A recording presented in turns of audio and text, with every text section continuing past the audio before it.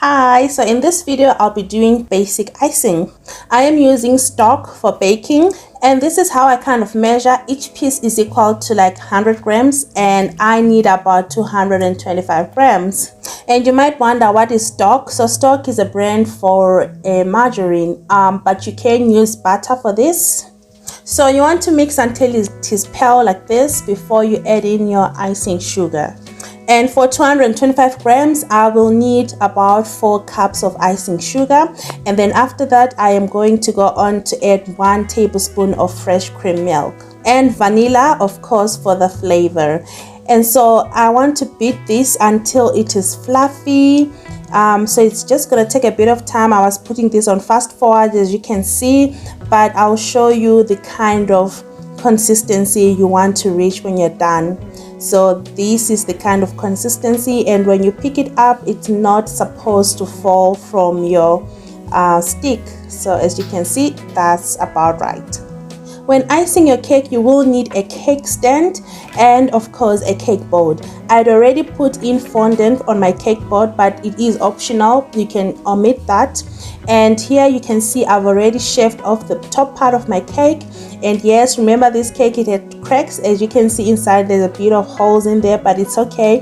It's all going to be covered with your icing. So whenever you're doing your icing or whenever your cake comes out, don't be afraid of the imperfections. The icing is going to do the most work. It's going to cover up the most part of the imperfections. The first layer of your icing on the cake is the crumb coat. It's because it kind of holds in all the crumbs on the cake. Using an offset spatula, you will need to work around the cake and get that perfect look, and then we'll set it in the fridge for it to chill. So now I'm putting the final coat of the icing. My cake was in the fridge for some 10 minutes and it's now chill. And for you to know that your cake is chilled enough, you can just try and touch it and your finger shouldn't come back with some icing on it. So this part is purely optional. It depends with what decorations you want to do on your cake. So I'm just adding it as an extra, but the previous things that I've just shown you, it's everything you need to do when you're doing a basic icing. And here I'm just using this cling wrap because I want these colors to mix, because my theme cake is a unicorn cake and it's gonna be easy for me to decorate it when the colors are kind of like blended in.